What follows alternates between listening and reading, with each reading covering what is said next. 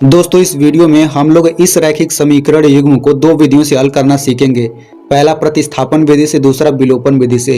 ये दोनों ही विधियां आप लोगों को समझना बहुत ही जरूरी है, क्योंकि स्क्रीन पर आपको जो भी प्रश्न दिख रहे हैं इन सभी को हल करने के लिए इन्हीं दोनों विधियों का उपयोग किया जाता है।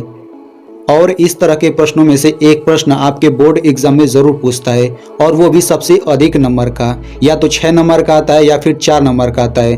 तो इन दोनों विधियों को अच्छे से समझने के लिए आपको ये वीडियो अंत तक देखना जरूरी है। तो चलिए वीडियो शुरू करते हैं। तो सबसे पहले हम लोग इसे प्रतिस्थापन विधि से हल करेंगे, लेकिन प्रतिस्थापन विधि से हल करने से पहले हम ये समझ लेते हैं कि प्रतिस्थापन का मतलब क्या होता है। तो देखिए, प्रतिस्थापन का मतलब होता है किसी एक चीज को हटा करके उसी जगह पर कोई दूसरी चीज रखना। एग्जाम्पल के लिए, अगर मैं यहाँ पे पेन ये रखा हूँ और अगर मैं इसी पेन को हटा करके बिल्कुल इसी जगह पर ये मैं कोई दूसरा पेन रख दूं, तो ये हो गया प्रतिस्थापन। ठीक है, अभी जब मैं आगे समझाऊंगा तो आपको और अच्छे से समझ आ जाएगा। तो आपको ऐसे ही दो समीकरण दे देगा और आपसे कहेगा कि इसे प्रतिस्थापन विधि से हल कीजिए। तो आपको करना क्या होगा, ऊपर वाले समीकरण को समीकरण 1 मान लेना है और नीचे वाले समीकरण को समीकरण 2 मान लेना है। ठीक है, आपको इतना करना है। उसके बाद हम लोग लिखेंगे समीकरण 1 से। तो आपको लिखना है समीकरण 1 से। अब समीकरण 1 से लिखने का मतलब यही है कि हम लोग समीकरण 1 को हल करके x का मान निकालेंगे। ठीक है, तो हम लोग यहाँ पे समीकरण 1 लिख लेते हैं। तो ये हो जाएगा 2x प्लस 3y बराबर 7। तो हम लोग इसी समीकरण को आगे हल करके x का मान निकालेंगे, यानी कि इसी समीकरण को हमें आगे हल करते जाना है। और इसको हल करते समय ऐसा करना है ताकि x बराबर इधर कुछ भी आ जाए, यानी कि ऐसे हल करना है ताकि बराबर के इधर केवल x बचे और बराबर के उधर कुछ भी आ सकता है, लेकिन नियम के अनुसार रहना चाहिए। ठीक है, तो चूंकि बराबर के इधर x है और यहाँ पे 3y साथ में है, तो हम 3y को इधर भेज देंगे। तो ये हो जाएगा 2x बराबर 7 माइनस, चूंकि प्लस 3y है ना, तो बराबर के इधर आएगा तो माइनस 3y हो जाएगा। अब यहाँ पे देखिए 2x का मतलब होता है 2 गुणा x, बीच में गुणा। यहाँ पे देखिए आप लोग एक रूल समझ लीजिए कि जब भी x और y के साथ में कोई अंक चिपका हो, यानी कि बिल्कुल साथ में चिपका हो उसके, तो उनके बीच गुणा होता है। जैसे मान लीजिए यहाँ पे 2x है, तो ये x के साथ 2 चिपका हुआ है, तो इसका मतलब 2 गुणा x, इसका मतलब ये होगा। वैसे ही अगर 3y दिया गया है तो 3 गुणा y, इसका मतलब ये होता है। इन दोनों के बीच देखिए कोई चिन्ह नहीं है, मतलब गुणा का चिन्ह है। इन दोनों के बीच कोई चिन्ह नहीं, मतलब गुणा का चिन्ह है। तो आप लोग यहाँ से ये समझ लीजिएगा कि इनके बीच में हमेशा क्या होता है, गुणा का चिन्ह होता है। तो यहाँ पे 2x का मतलब क्या है, 2 गुणा x। तो जब भी गुणा के रूप में कोई संख्या दिया रहता है और उसे बराबर के दूसरे साइड ले जाते हैं तो वो बटा में हो जाता है, यानी कि भाग में चला जाता है। तो यहाँ से x बराबर क्या हो जाएगा, हो जाएगा 7 माइनस 3y। अब देखिए जब गुणा वाला भाग में जाता है तो बराबर के दूसरे साइड जितना भी कुछ दिया रहता है सभी का बटा हो जाता है। तो ये पूरा शुरू से लेकर ये पूरा बटा होगा ना। अब ये 2 पूरा नीचे आ जाएगा। तो अब आप देख सकते हैं कि मैंने क्या बताया था, मैंने कहा था कि आपको ऐसे हल करना है ताकि बराबर के इधर केवल अकेले x बच जाए और इधर कुछ भी आए नियम के अनुसार। तो मैंने इसको नियम के अनुसार ला दिया, x बराबर इतना। अब इसी को आपको समीकरण 3 मान लेना है। ठीक है, चूंकि समीकरण 1 और 2 तो हो गया, अब 2 के बाद 3 ही, तो अगर इसे हमें समीकरण 3 मान लेना है। तो यहाँ पे देखिए, अगर आपको ये सब नहीं समझ आ रहा है कि ये 3y इधर आए तो माइनस 3y कैसे हो गया, और यहाँ पे गुणा है तो भाग में कैसे चला गया, तो x का मान निकालने वाला जो नियम होता है उसे अगर आप समझ लेते हैं तो ये सब आपको अच्छे से समझ आएगा। तो मैंने x का मान निकालने के ऊपर 3 वीडियो बनाया है, आप लोग उन तीनों वीडियो को देख लीजिएगा, आपको ये सभी अच्छे से समझ आ जाएगा। ठीक है, उन तीनों वीडियो का प्लेलिस्ट मैंने बना दिया है, उसका लिंक मैं यहाँ पे दे दूंगा, आप लोग उसे जरूर देख लीजिएगा अगर आपको ये नहीं समझ में आ रहा है तो। अब इसके बाद देखिए, यहाँ पे चूंकि 7 माइनस 3y इसे हल करेंगे तो ये हल नहीं होगा। यहाँ पे देखिए बहुत लोग क्या करेंगे कि 7 माइनस 3y यहाँ पे ऊपर है ना, तो बहुत लोग ऐसे करेंगे 7 में से 3 घटा 4 और ये y का y रहेगा, तो ऐसे नहीं घटता है। ये देखिए y अगर है तो y वाला कोई अंक रहेगा तभी घटेगा। जैसे अगर ये 7 है तो अगर ये 7y रहता तब जाकर के ये 4y होता। ठीक है, हमेशा याद रखिएगा कि जो अंक होता है, जो संख्या, वो संख्या के साथ ही जुड़ता घटता है, और जो y वाला है वो y वाले के साथ ही जुड़ता घटता है। ठीक है, अभी आपको आगे समझ में आता जाएगा। तो इसके बाद x का मान आएगा तो इसे समीकरण 3 मान लेना है। अब यहाँ पे देखिए x बराबर ये पूरा इतना है, यानी कि ये दोनों चीज बराबर है ना। तो अगर हम लोग इसी x के मान को समीकरण 2 में रख दें तो हमारा y का मान निकल जाएगा। तो हम लोग लिखेंगे x का मान समीकरण 2 में रखने पर तो यहाँ पे आप लोग एक चीज समझ लीजिए कि मैंने सबसे पहले समीकरण 1 से लिखा, फिर मैंने समीकरण 1 को हल करके x बराबर यहाँ पे कुछ इतना ला दिया। अब मैंने इसे समीकरण 3 माना। चूंकि ये जो है समीकरण 1 से मैंने हल करके लाया है तो इसी मान को हम समीकरण 2 में रखेंगे। ठीक है, आप समीकरण 1 से आपने मान निकाला है तो आप समीकरण 1 में नहीं रख सकते, इसको आप समीकरण 2 में रखेंगे। तो यहाँ पे रख दीजिए समीकरण 2 में। तो समीकरण 2 क्या है? समीकरण 2 है 3x माइनस वाई बराबर 5। तो इसी x की जगह आप ये पूरा रख दीजिए। तो ये हो जाएगा 3 गुणा, चूंकि इनके बीच गुणा रहता है ना, अब x ये पूरा रखिए तो ये हो जाएगा 7 माइनस 3y बटा 2, और बचा क्या? माइनस वाई बराबर 5, ये बचेगा। तो आप लोग यहाँ से एक और चीज समझ लीजिए कि जब भी आप x का मान उठा करके समीकरण 2 में रखेंगे तो यहाँ पे आप कोष्टक लगाना जरूरी है। यानी कि पहले x था ना, अब x जगह आपने ये रखा तो कोष्टक लगाना जरूरी है, नहीं तो गलत हो जाएगा। अब यहाँ पे देखिए 3 है ना, तो 3/1 हम लिख सकते हैं। देखिए कोई भी संख्या हो, चाहे कुछ भी दिया हो, जैसे मान लीजिए यहाँ पे 5 दिया है तो मैं 5 का बटा 1 लिख सकता हूँ, यानी कि बटा 1 हम लोग अपने मन से लिख सकते हैं। जैसे यहाँ पे मान लीजिए 3y है तो इसका हम बटा 1 अपने मन से लिख सकते हैं, कोई फर्क नहीं पड़ता है। तो वैसे यहाँ पे सभी का बटा 1 कर लीजिए। यहाँ पे मैं बटा 1 कर लेता हूँ। अब मैं बटा 1 क्यों कर रहा हूँ अभी मैं आगे आपको समझ आ जाएगा। तो अब 3 का ऊपर गुणा कर लीजिए, तो 3 7 21 हो गया। 3 का माइनस 3y में गुणा करेंगे तो माइनस 9y हो गया, फिर बटा 1 का 2 में गुणा करेंगे 2 हो जाएगा, फिर माइनस y बटा 1 बराबर 5/1। तो देखिए मैं इस तरह का सवाल भी उस प्लेलिस्ट में हल करवा दिया है। यानी कि x का मान निकालने वाला जितना भी सवाल होता है उसको मैंने केवल 3 वीडियो बनाया, उसी में मैंने पूरा रूल समझा दिया है। उसी में आपको इस तरह का सवाल भी हल मिल जाएगा। तो आप लोग उस वीडियो को जरूर देखिएगा। वैसे मैं इसमें थोड़ा बेसिक से समझाऊंगा भी, अगर आपको नहीं समझ आता है तो आप लोग वो वीडियो जरूर देखिएगा, आपको अच्छे से समझ आ जाएगा। उसका लिंक मैं यहाँ पे दे दूंगा। तो चलिए इसे हल करते हैं। तो चूंकि यहाँ पे देखिए बराबर के इधर एक भिन्न है और यहाँ पे दूसरा भिन्न है, ठीक है। तो भिन्नों का घटाना आपको कैसे करना है, देखिए जैसे मान लीजिए यहाँ पे मेरे पास एक 2/3 है, फिर माइनस 3/5। अगर मान लीजिए यहाँ पे हमें भिन्नों का घटाना दिया गया है तो इसको हम लोग 2 तरीके से हल कर सकते हैं। पहला तरीका ये है कि हम लोग 3 और 5 का एलसीएम ले फिर उसको हल करें। दूसरा तरीका ये होता है कि हम लोग तिरछा गुणा करके हल करते हैं। तो 5 का 2 में गुणा करेंगे 5 दूना 10, माइनस है तो माइनस लगाइए। 3 का 3 में गुणा करेंगे 3 3 9, फिर बटा। अब नीचे का गुणा कर लेते हैं, 3 5 15। तो 10 में से 9 घटेगा 1 और ये नीचे 15, यानी कि इसको हल करके 1/15 आएगा। ये तिरछा गुणा करके हमने हल किया है।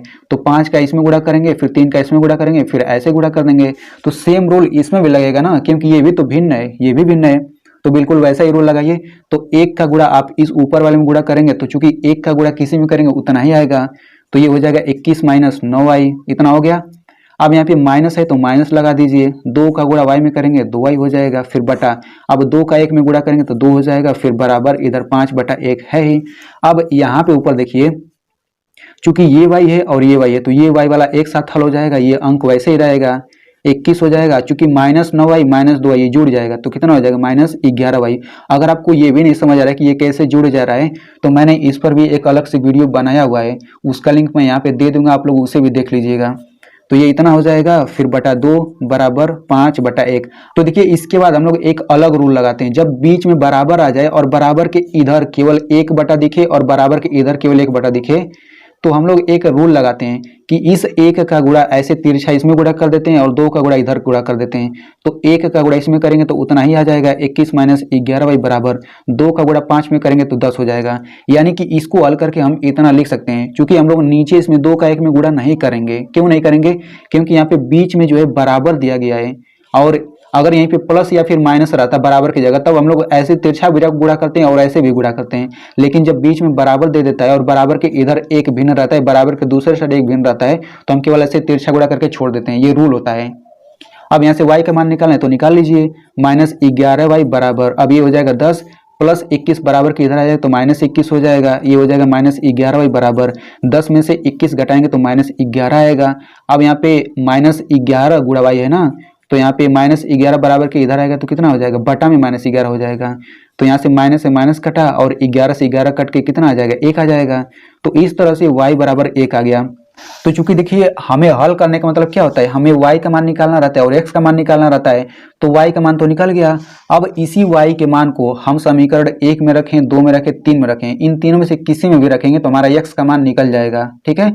लेकिन इस समीकरण 3 में रखेंगे तो x का मान आसानी से निकल जाएगा। क्यों? क्योंकि अगर हम इसी y की जगह केवल 1 रख दें तो x का मान यहीं से तुरंत नहीं निकल जाएगा, बिल्कुल सरल तरीके से। इसीलिए हम इसको समीकरण 3 में रखते हैं। आप चाहें तो किसी में भी रख सकते हैं। तो हम लिखेंगे y का मान समीकरण 3 में रखने पर, तो चलिए y का मान समीकरण 3 में रख देते हैं। तो समीकरण 3 क्या है? समीकरण 3 है x बराबर, पूरा लिख लेते हैं सबसे पहले, x बराबर 7 माइनस 3y बटे 2, यही तो है। तो इसी में आप रख दीजिए 7 माइनस 3 गुणा y का मान क्या है? 1 है, तो यहाँ पे 1 रख दीजिए, फिर बटा 2। तो यहाँ से ये हो जाएगा 7 माइनस 3 एकम 3 बटा 2। तो 7 में से 3 घटेगा 4 बटा 2, 2 एकम 2, 2 दूनी 4। तो यहाँ से x बराबर कितना आ गया? x बराबर 2 बटे 1 आ गया। और चूंकि 1 नीचे है तो हम लोग 1 को हटा भी सकते हैं। तो यहाँ से x बराबर कितना आ गया? x बराबर 2 आ गया। तो इस तरह से x बराबर 2 आ गया और y बराबर 1, इसका आंसर आ गया। तो इसको मैं फिर से समझा देता हूँ। सबसे पहले आपको समीकरण 1 लिखना है, समीकरण 2, उसके बाद लिखना है समीकरण 1 से। फिर समीकरण 1 को हम लोग हल करके बराबर के इधर केवल x ला देंगे और इधर कुछ भी आए, इसे समीकरण 3 मान लेना है। फिर इसी मान को हमें समीकरण 2 में रखना है, ठीक है। चूंकि हमने इसको समीकरण 1 से निकाला है ना, तो हमें समीकरण 2 में रखना पड़ेगा। तो इसे हम समीकरण 2 में रखेंगे। तो चूंकि x बराबर ये पूरा है तो हम लोग इसी x की जगह ये पूरा रख सकते हैं, क्योंकि दोनों बराबर है। तो यहाँ पे हम लोग रखेंगे तो ये कुछ इस तरीके से हो जाएगा। अब देखिए इसको हम लोग प्रतिस्थापन विधि क्यों बोलते हैं? देखिए शुरू में यहाँ पे x था, लेकिन हमने इसी x को हटा करके इसके जगह ये पूरा रखा है, यानी कि इसको हमने प्रतिस्थापित करके ये रखा ना, इसीलिए प्रतिस्थापन विधि बोलते हैं। अब इसके बाद इसे आप लोग हल करेंगे तो y बराबर 1 आ जाएगा। इसी y के मान को आप समीकरण 3 में रखेंगे तो x का मान आ जाएगा। तो इस तरह से ये प्रतिस्थापन विधि हल हो गया। तो आप लोग ऐसे ही जितने भी सवाल होते हैं उन सभी को आप लोग प्रतिस्थापन विधि से हल करने की प्रैक्टिस करिएगा, और बिल्कुल ऐसे ही हल करते जाएंगे तो आपको हर एक सवाल हल हो जाएगा। तो चलिए अब हम लोग विलोपन विधि समझते हैं। तो दोस्तों अब हम लोग इस रैखिक समीकरण युग्म को विलोपन विधि से हल करते हैं। तो मैं आपको पहले ही बता देता हूं कि प्रतिस्थापन विधि और विलोपन विधि, इन दोनों विधियों में से जो ये विलोपन विधि है, इस विधि से सवाल जो होता है बहुत सरल तरीके से हल हो जाता है। तो आप लोग इसको जरूर अच्छे से समझिएगा, क्योंकि अगर आप इसे अच्छे से समझ लेते हैं तो फिर किसी भी रैखिक समीकरण युग्म को आप बहुत ही आसानी से हल कर सकते हैं, ठीक है। तो ये भी सिंपल है, बस आप ध्यान से इसे समझिएगा। तो आपको ऐसे ही 2 समीकरण दिया रहेगा, तो सबसे पहले हम इसे समीकरण 1 मान लेंगे और इसे समीकरण 2 मान लेंगे, ठीक है। अब उसके बाद हमें करना क्या है, चलिए मैं आपको पहले ही बता देता हूं कि विलोपन का मतलब क्या होता है। तो देखिए विलोपन का मतलब होता है किसी चीज का विलोपन करना, यानी किसी चीज को विलुप्त कर देना। और विलुप्त करने का मतलब क्या होता है? गायब करना, यानी कि किसी चीज को गायब कर देना, वही विलोपन कहलाता है। तो इसमें हम लोग वही चीज करते हैं, हम लोग x वाले को गायब कर देते हैं तो केवल y वाला बचता है। तो जब y वाला बचता है तो हम लोग y का मान आसानी से निकाल सकते हैं, और जब y का मान निकल जाता है तो हम लोग उसी y के मान को 1 या फिर 2 में रखेंगे तो हमारा x का मान निकल जाता है, ठीक है। अभी आपको आगे समझ आ जाएगा कि कैसे हम लोग गायब करते हैं। तो देखिए सबसे पहले हम लोग क्या करेंगे, यहाँ पे x के पहले 3 है ना, चूंकि हमें x वाला गायब करना है तो हम लोग केवल x वाले पर फोकस करेंगे। तो यहाँ पे x के पहले 3 है तो इस 3 का गुणा हम समीकरण 1 में कर देते हैं, और इस x के पहले 2 है तो हम लोग इस 2 का गुणा समीकरण 2 में करेंगे। तो हम लोग सबसे पहले वही लिखते हैं, तो लिखेंगे समीकरण 1 में 3 से तथा समीकरण 2 में 2 से गुणा करने पर। तो देखिए मैंने क्या लिखा, समीकरण 1 में 3 से तथा समीकरण 2 में इस 2 से गुणा करने पर, यानी कि इस 3 से गुणा हम इसमें कर देंगे और इस 2 का गुणा हम लोग इसमें कर देंगे। तो चलिए गुणा कर लेते हैं हम लोग। तो इस 3 का गुणा आप सभी में पूरा शुरू से लेकर अंत तक गुणा करेंगे ना। तो 3 का गुणा 2 में करिए, 3 दूना 6x प्लस 3 का 3 में गुणा करेंगे, 3 तरीका 9y, फिर बराबर 3 का 7 में गुणा करेंगे, 3 7 21 हो गया, ठीक है। अब आप इसको समीकरण 3 मान लीजिए। अब हम लोग समीकरण 2 में इस 2 से गुणा करेंगे, तो 2 से गुणा करिए सभी में, तो 2 3 6x हो जाएगा, फिर ये हो जाएगा माइनस 2y बराबर 2 5 6 10। तो आप इसको समीकरण 4 मान लीजिए, ठीक है। अब यहाँ पे देखिए आपको समीकरण 3 और 4 निकालने के बाद अब आपको समीकरण 3 में 4 घटाना भी पड़ सकता है, समीकरण 3 और 4 को जोड़ना भी पड़ सकता है। तो कैसे हम लोग पता करेंगे कि हमें समीकरण 3 में से 4 को घटाना है या फिर समीकरण 3 में 4 को जोड़ना है? तो ये आपको इसको देख करके पता लगेगा, यानी कि चूंकि हम लोग केवल x के पहले 2 है और 3 है तो ऐसे गुणा कर रहे हैं ना, यानी केवल x पर फोकस कर रहे हैं। तो यहाँ पर भी केवल x पर फोकस करिए, तो यहाँ पे आप देख सकते हैं यहाँ पे 6x है, यहाँ पर भी 6x है, ठीक है। तो यहाँ पे जब भी इस तरह से गुणा करेंगे ना तो ये गुणा वाला ये दोनों बराबर ही आएगा। जैसे यहाँ पे 6x है तो यहाँ पे भी 6x आएगा। तो यहाँ पे आप देख सकते हैं दोनों का 6x है। तो अगर इन दोनों बराबर वाले के पहले अगर दोनों का प्लस प्लस चिन्ह है, यहाँ पे हम लोग देख लेते हैं, अगर इन दोनों के बराबर के पहले प्लस प्लस चिन्ह है यानी कि दोनों का अगर सेम चिन्ह है, तब हम लोग उस स्थिति में घटाते हैं, समीकरण 3 में से 4 को घटाएंगे। और अगर इन दोनों के पहले माइनस माइनस का चिन्ह है तभी तो सेम सेम चिन्ह है, तो उस स्थिति में भी हम लोग घटाते हैं। लेकिन अगर एक का चिन्ह प्लस है दूसरे का चिन्ह माइनस है तब हम लोग जोड़ते हैं। तो अगर आपको अभी भी अच्छे से समझ नहीं आ रहा है तो अभी आपको समझ आ जाएगा। तो देखिए कोई भी संख्या हो उसके आगे अगर माइनस का चिन्ह नहीं है तो उसके आगे प्लस का चिन्ह रहता है। तो यहाँ पे चूंकि माइनस का चिन्ह है इसका मतलब इनके और इनके पहले प्लस प्लस का चिन्ह है। तो जब इन दोनों के पहले प्लस प्लस का चिन्ह है यानी कि सेम चिन्ह है तो हम क्या करेंगे, हम समीकरण 3 में से 4 को घटाएंगे। तो हम लोग लिखेंगे समीकरण 3 में से समीकरण 4 को घटाने पर। तो समीकरण 3 में से समीकरण 4 को घटाने के लिए हम लोग सबसे पहले समीकरण 3 ऊपर लिख लेते हैं, ये कुछ इस तरीके से। समीकरण 4 को आप नीचे लिख लीजिए और ये हो जाएगा 10। तो यहाँ पे आप ध्यान से देखिए, जब भी हम लोग घटाते हैं तो घटाते समय चिन्ह बदल जाता है, ठीक है, और जोड़ते समय चिन्ह में कुछ भी परिवर्तन नहीं आता है। जैसे अगर घटाएंगे ना तो सभी चिन्ह बदल जाएगा। तो यहाँ पे देखिए ये प्लस 6x था, अब ये माइनस 6x हो जाएगा, तो प्लस से माइनस हो गया। अब चूंकि ये माइनस 2y है ना तो अब ये प्लस 2y हो जाएगा, और यहाँ पे प्लस 10 था तो ये माइनस 10 हो जाएगा।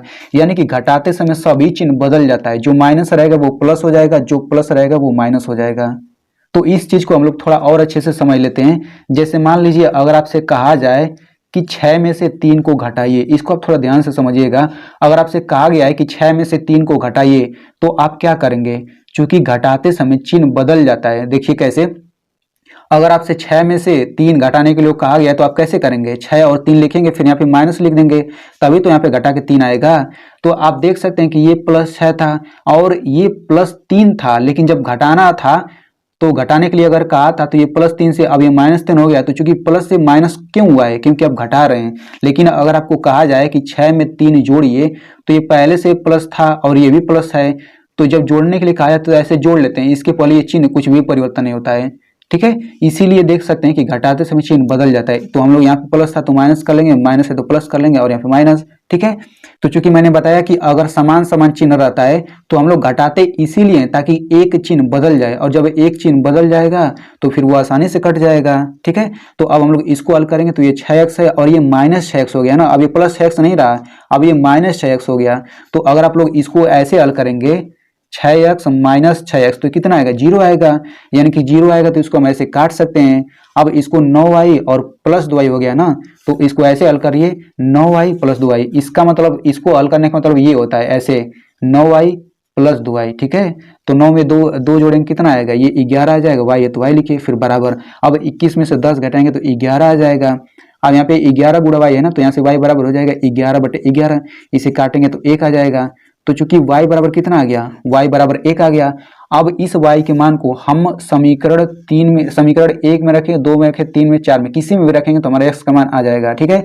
तो हम लोग इस y के मान को समीकरण 1 में रखते हैं। तो यहाँ पे मैं आपको थोड़ा और अच्छे से यहाँ पे थोड़ा सा समझा देता हूँ। यहाँ पे देखिए मैंने ये एक दूसरा सवाल लिया है, ठीक है, ये दूसरा सवाल। तो यहाँ पे आप देख सकते हैं -3x प्लस y बराबर 1 है और 5x माइनस 2y बराबर -3 है। तो यहाँ पे कैसे गुणा करेंगे, तो देखिए इस x के पहले -3 है तो हम लोग माइनस पर ध्यान नहीं देते, केवल संख्या पर ध्यान देंगे। तो यहाँ पे केवल 3 है तो इस 3 का गुणा आपको 2 में करना रहेगा, और यहाँ पे x के पहले 5 है तो इस 5 का गुणा आपको समीकरण 1 में करना रहेगा। तो यहाँ पे मैंने गुणा कर दिया, तो आप देख सकते हैं गुणा करने के बाद यहाँ पे 15x हो गया, यहाँ पे 15x हो गया है, दोनों 15x है, लेकिन यहाँ पे माइनस का चिन्ह है, यहाँ पे प्लस का चिन्ह है। तो यहाँ पे आप देख सकते ये दोनों चिन्ह विपरीत है, तो हम यहाँ पे जोड़ेंगे। क्यों जोड़ेंगे, क्योंकि ये चिन्ह विपरीत है, और चूंकि आपको पता है कि जोड़ते समय चिन्ह में कोई बदलाव नहीं होता है, तो जब जोड़ेंगे तो चिन्ह में कोई बदलाव नहीं होगा तो ये पूरा कट जाएगा, ये कोई भी चिन्ह नहीं बदलेगा। अब ये 5y है और ये -6 है, इसको हल करेंगे तो -1y हो जाएगा, और इसको अगर हल करेंगे तो 5 में से 9 घटेगा, कितना आएगा, -4 आएगा, ठीक है। अब इसको मतलब आप समझ जाइए कैसे हल करना है, मतलब मेन चीज यही हमें समझाना था। अब चलिए हम लोग इसको हल करते हैं। तो अब लिखेंगे y का मान समीकरण 1 में रखने पर, तो अब हम लोग y का मान समीकरण 1 में रख लेते हैं। तो समीकरण 1 सबसे पहले यहाँ पे लिख लेते हैं 2x प्लस 3y बराबर 7। तो यहाँ से ये हो जाएगा 2x प्लस y की जगह 1 रखना है, 3 गुणे 1 हो जाएगा, फिर बराबर 7। तो यहाँ से ये हो जाएगा 2x बराबर 7, यहाँ पे 3 एकम 3 हो जाएगा, प्लस 3 है ना तो बराबर के दूसरे साइड -3 हो जाएगा। तो यहाँ से ये हो जाएगा 2x बराबर 7 में से 3 घटेगा 4, और यहाँ से x बराबर हो जाएगा 4 बटा 2, 2 एकम 2, 2 दूनी 4। तो यहाँ से आप देख सकते हैं x बराबर 2/1 आ गया, और 1 से 2 में भाग देंगे कितना आएगा, 2 ही तो आएगा। तो इस तरह से x बराबर 2 आ गया और y बराबर 1 आ गया। तो आप देख सकते हैं कि मैंने इसी सवाल को जब प्रतिस्थापन विधि से भी हल किया था तब भी x बराबर 2 आया था और y बराबर 1 आया था। यानी कि एक ही सवाल को आप किसी भी विधि से हल करेंगे तो उत्तर सेम ही आएगा। ठीक है, तो आई होप आपको विलोपन विधि भी समझ आ गया होगा। चलिए मैं इसे एक बार और दोहरा देता हूँ। सबसे पहले आपको समीकरण 1 और 2 मान लेना है, फिर x के पहले जो संख्या दिया रहता है उसका गुणा समीकरण 2 में करेंगे, और दूसरे समीकरण में x के पहले जो संख्या रहता है उसका समीकरण 1 में गुणा करेंगे। अब गुणा करने के बाद देखते हैं कि ये वाला x वाला जो है बराबर आ गया है। तो बराबर आता है, ये तो बराबर हमेशा जब भी गुणा ऐसे करेंगे ना तो ये पहला पद हमेशा बराबर रहेगा। तो आपको केवल चिन्हों पर ध्यान देना है। अगर चिन्ह प्लस प्लस रहेगा या फिर चिन्ह माइनस माइनस रहेगा, यानी कि दोनों का चिन्ह एक समान रहेगा, इस तरह का ये अगर दोनों का चिन्ह एक समान रहेगा तो हम क्या करेंगे, घटाएंगे। क्यों घटाएंगे, क्योंकि घटाने पर चिन्ह अलग अलग हो जाता है, तो अलग अलग होगा तभी तो कटेगा। तो यहाँ से कट के y का मान आ जाएगा।